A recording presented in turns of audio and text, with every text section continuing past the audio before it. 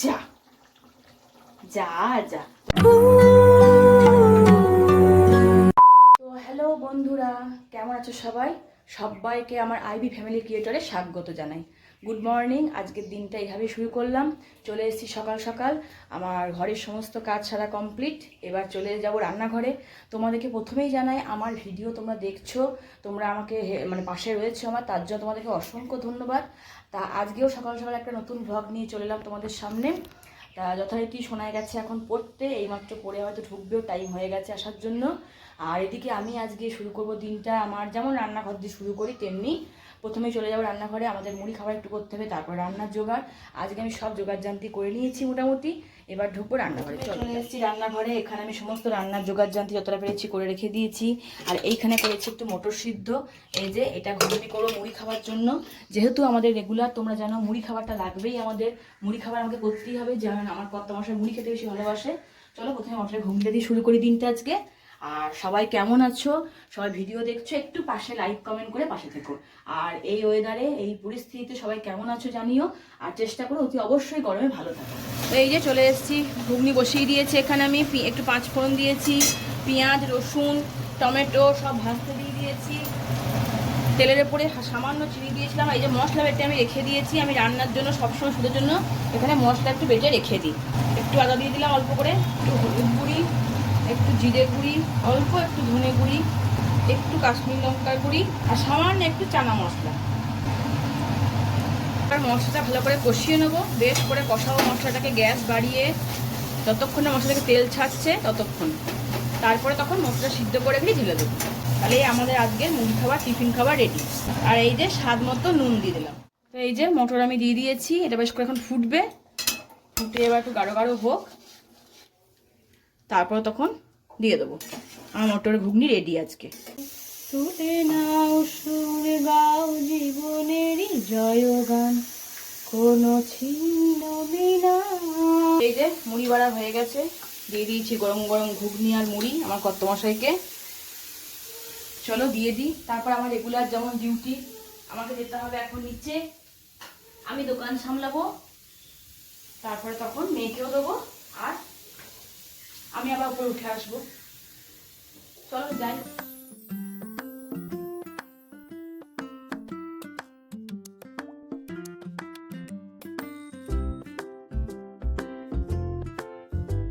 বন্ধুরা চলে এলাম একটা পটলের ইউনিক রেসিপি নিয়ে। আচ্ছা প্রথমেই বলি, আমাদের মধ্যবিত্ত ঘরে পটল ধরো হামেশাই আসে, বা এই গরমের সময় মেন তো সবজি ধরো পটলটাই বেশিরভাগ আসে। আর হাই পঞ্চাশ ধরো বেশি কিছু আসেও না, যদিও বা টুকটাক আসে, তার মধ্যে পটলটা ধরো মাছ থাকবেই। তাই পটল দিয়ে ধরো অনেক কিছু রান্না হয়। তা আজকে আমি একটা নিয়ে এলাম নতুন ধরনের একটা পটলের রেসিপি। তার চলে তোমার সাথে সেটা শেয়ার করতে চলে এলাম। তা প্রথমেই পটলটাকে আমি এখানে সর্ষের তেল গরম করেছি, কড়াইয়ের মধ্যে তেল গরম করে তার মধ্যে নুন হলুদ মাখানো পটলটা দিয়ে দিয়েছি। এই পটলটাকে এবার লাল লাল করে ভেজে তুলবো। আর দেখতে পাচ্ছ আমি কীভাবে কেটেছি।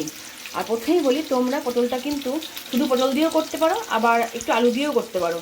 আর আমি কিন্তু একটু আমি এখানে করেছি কিন্তু আলু দিয়ে করবো রেসিপিটা। তার কারণ হচ্ছে আমাদের ভাতেও যেহেতু খেতে হবে তার জন্য, আর রুটি দিয়ে তো পটল দিয়ে এই রেসিপিটা খেতে ভীষণ ভালো লাগে। তোমরাও ঘরে ট্রাই করতে পারো। তা আমি এখানে পটলটা এখন একটু লাল লাল করে ভেজে নেবো। এই যে দেখতে পাচ্ছ নুন হলুদ মাখিয়ে রেখে দিয়েছি পটলটা। তো মাখিয়ে রেখে এখন এটাকে বেশ করে লাল লাল করে ভেজে নেব। তো এই যে পটল আমি লাল লাল করে ভেজে নিয়েছি, দেখো বেশ লালচে লালচে পটলগুলো ভেজে নিয়েছি আমি এখন। তো এই পটল ভাজা তেলের মধ্যে এবার আমি দিয়ে দেবো একটু কালো জিরে ফোড়ন। কালো জিরে ফোড়ন দিয়ে আমি দিয়ে দিলাম এখানে পেঁয়াজ কুচি, এই যে ছোট ছোট কেটে রাখা পেঁয়াজ কুচি। আর পেঁয়াজ থেকে বেশ লাল লাল করে ভাজবো। এবার দিয়ে দিলাম একটু ডুমো ডুমো করে কেটে রাখা টমেটো। এই টমেটোটাকেও বেশ লাল লাল করে পেঁয়াজের সঙ্গে ভালো করে ভেজে নেব। দিয়ে দিলাম এখানে রসুন বাটা বা মিহি করে রসুন থেতো করে রাখা। এবার দেবো আদা বাটা, মতো হলুদ গুঁড়ি, সামান্য জিরে গুঁড়ি, অল্প ধনে গুঁড়ি, কাশ্মীরি লঙ্কার গুঁড়ি, বা তোমরা ঝাল লঙ্কাও দিতে পারো যদি যেরকম ঝাল খাবে, একটু চিনি মিষ্টির জন্য, বা তোমার এটা ভালো কালার হবে তার জন্য। এবার এই মশলাগুলো বেশ করে কষানো যতক্ষণ না মশলা থেকে তেল ছাড়ছে। দিয়ে দিলাম 4টে গোটা লঙ্কা, এটা তোমরা ঝাল যদি বেশি খাও মনে করো তাহলে লঙ্কা চিড়ে দিতে পারো। আমি খুব বেশি ঝাল করিনি, কারণ ধরো সোনাই খেতে পারবে না, তার জন্য একটু গোটা লঙ্কা দিয়ে দিলাম। আমি আমার হাজব্যান্ড যখন খাবো তখন লঙ্কা টিপে খেয়ে নেবো ভাতের সঙ্গে, তাই। এবার এই টমেটো সমস্ত মশলা বেশ করে কষাবো এর সঙ্গে। এই যে লেগে লেগে যাচ্ছে, তেল ছাড়ছে এখন, তাই মশলাটা বেশ করে কষাতে হবে। কিন্তু আমি টমেটোগুলো এই সময় ম্যাশ করে নিচ্ছি ভালো করে, খুন্তি দিয়ে কেটে কেটে নিচ্ছি, আর মশলা থেকে তেল ছাড়া অপেক্ষা করছি। এইবারই আমি এর মধ্যে দিয়ে দেবো একটা ডিম। এই যে একটা ডিম দিয়ে দিলাম। এবার এটাকে এর সঙ্গে বেশ করে ভুজিয়ার মতো করে কষাবো, ডিমের সঙ্গে মশলাটা বেশ করে কষাবো। আচ্ছা, প্রথমেই বলি তোমরা কিন্তু শুধু পটল দিয়েও করতে পারো। আমি এর মধ্যে সামান্য আলু দিয়েছি, তোমাদের ভিডিও শুরুতেই বলেছি একটু আলু দিয়েছি।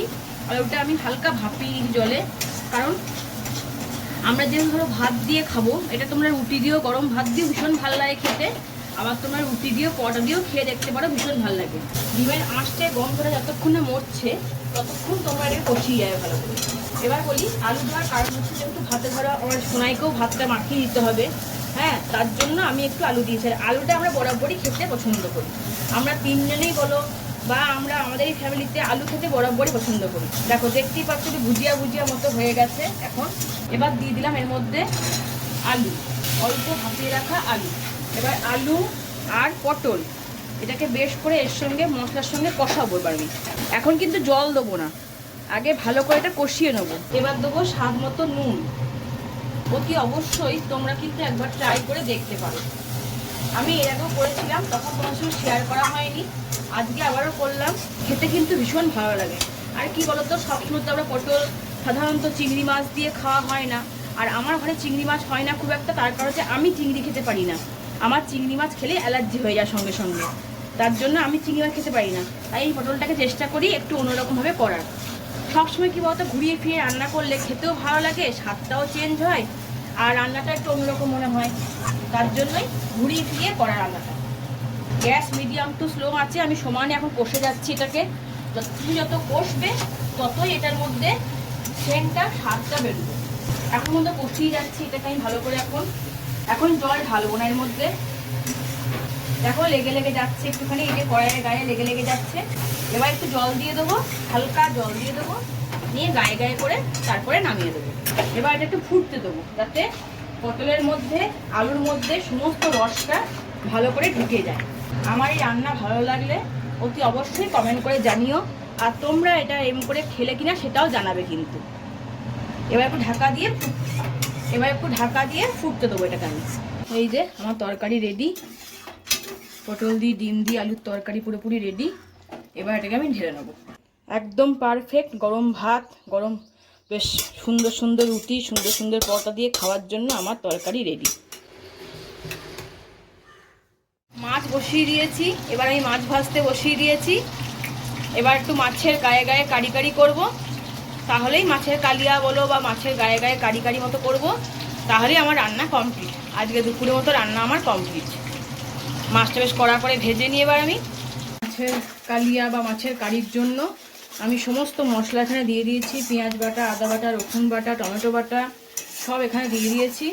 এবার সেই মশলাগুলোকে বেশ করে কষিয়ে নিচ্ছি, তারপরে ভাজা মাছগুলো দিয়ে দেবো, দিয়ে গায়ে গায়ে মতো একটা কারি কারি মতো করে নেবো। এই যে তেল ছাড়তে লেগেছে, তার মধ্যে দিয়ে দিয়েছি একটু জিরে গুঁড়ি, একটু ধনে গুঁড়ি, আর কিচ্ছু দিই, আর অল্প সামান্য একটু গরম মশলা দিয়েছি, ব্যাস। আর আমি কিছু দিনের মধ্যে অল্প একটু গরম মশলা দিয়েছি। এবার বেশ করে কষিয়ে দিচ্ছি। এই যে এটা আমাদের হয়ে গেছে, সামান্য জল দিয়ে দিয়েছি। আর এবার আস্তে আস্তে এটা ফুটবে, ফুটতে ফুটতে ঢাকা দিয়ে দেবো। এই যা যা যা তোমার সঙ্গে বন্ধু গল্প করতে করতে আমি এই দুটো ডিম সিদ্ধ রেখেছিলাম আমার আর কর্তামশাই খাওয়ার জন্য। যা যা তুমি কি করলে? আর বলিস না, আমি মনের ভুলে দিয়ে ফেলেছি। তো এই ডিম সিদ্ধ কি বলতো, তোমার হয় দুপুর সকাল দিকে, আগে দুপুর দিকে আমার বর একটা বা আমি একটা, বা আমার বর হয়তো মাঝে মাঝে দিই, মেয়েকেও দিই, কিন্তু মেয়ে ডিম খুব একটা পছন্দ করে না, তাই দুখানে আমি সিদ্ধ করেছি। দেখো ভাজাও করিনি আমি ডিমগুলো, প্লেন সিদ্ধ। এবার তো তোমাকে বাবা বকবে। হ্যাঁ গো, না না কিছু বলবে না হয়তো। যা যা গেল, পুরো গেল, একদম গেল। এবার বকবে হয়তো ডিমগুলো কেন দিয়েছো, সিদ্ধ করা ছিল ডিমগুলো, এই বলবে। যাই হোক দিয়ে ফেলেছি, কি করবো আর। এই ডিমগুলো মনের ভুলে আমি গল্প করতে করতে দিয়ে ফেললাম। যা, এখানে রাখা ছিল এক পাশে, ব্যাস আমি দিয়ে ফেলেছি। কি করবো আর এর সঙ্গে ফুটিয়ে নি, কিছু তো করার নাই না আমার আর। দিয়ে ফেলেছি যখন ওই গোটা গোটাই দিয়ে দেবো সিদ্ধ খেতে, কিছু করার নাই।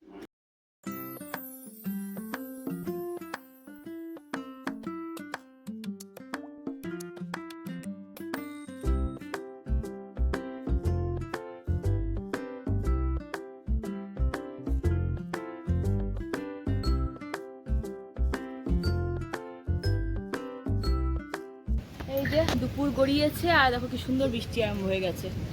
এখন বাজছে 3টে, 3:30 বাজছে ঘড়িতে, দুপুরবেলা হয়েছে। আর প্রচণ্ড ঘন ঘটা মেঘ আর বৃষ্টি আরম্ভ হয়ে গেছে আমাদের এখানে। ওয়েদারটা কিছুদিন ধরে ভালোই আছে, খারাপ নেই। এই বৃষ্টির ফলে ধরো আমাদের এখানে বেশ একটু ঠান্ডা ঠান্ডা ওয়েদার হয়ে যাচ্ছে। বৃষ্টি পড়ে রোদটা উৎকট, গরমটা কমে যাচ্ছে, যার জন্য বেশ ভালোই লাগছে বৃষ্টি পড়ার ফলে। আর শুনতেই পাচ্ছ মেঘের গর্জন, ঘন ঘন মেঘ ডাকছে, বিদ্যুৎ চমকাচ্ছে চারিদিকে। এই দেখো তারপরেই শুরু হয়ে গেছে ঝমঝম করে বৃষ্টি। এই দেখো ছাদ থেকে কেমনভাবে জল নামছে, দেখো প্রচুর ধারে বৃষ্টি আরম্ভ হয়ে গেছে। প্রকৃতি মেতেছে তাই আপন মিলাই। দারুণ লাগছে বৃষ্টি, কিন্তু জলের শব্দ শুনতে পাচ্ছ কিরকম করে জলের শব্দ, দেখো সব ধুয়ে মুছে পরিষ্কার, প্রকৃতি সবুজে সবুজ হয়ে গেছে একবারে। রাস্তা একদম চকচক করছে, দারুণ লাগছে দেখতে। তেমনি মেঘের গর্জন। তো এই দেখো আমি আর পিঙ্কি গেছিলাম একটা কাজে, মানে পিঙ্কি এখানে এসেছিলো আমার বাড়িতে, অনেকবার এসছে পিঙ্কি, না আসা হয়নি। কিন্তু ওর একটু কিছু প্রবলেম হয়েছে, মানে ও একটা আমরা দুজনে বৌদি বাড়ি গেছিলাম, একটা বৌদি বাড়ি, ওই ব্লাউজ টাউজ করতে দিতে, তাই পিঙ্কি একটু প্রবলেম হয়েছিল, সেই জন্য সেটা ঠিক করতে গেছিলাম আমি আর পিঙ্কি। নিয়ে এবার বাড়ি চলে যাচ্ছি, হয়ে গেল ঠিক করতে দেওয়া। পিঙ্কি বলে যে আমাকে তাহলে এগিয়ে দে, হ্যাঁ চলো। এবার রাস্তা দেখো কেমন অন্ধকার, দুজনেই গল্প করতে চললাম। আর পিঙ্কি বলে তোমাদের বলে দিই প্রথম, এটা আমার সবথেকে ছোটোবেলাকার বান্ধবী, সব ছোটোবেলাকার বান্ধবী, এটা আমার কাছের বান্ধবী, মানে প্রাণের বান্ধবী। এই তা ওকে টাটা জানিয়ে দিলাম।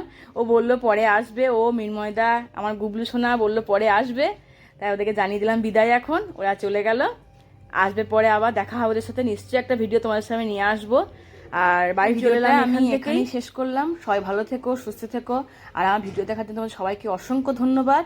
আর আমার চ্যানেলটাকে লাইক, কমেন্ট, শেয়ার করে পাশে থেকো। টাটা, সাবস্ক্রাইব করতে ভুলো না কিন্তু।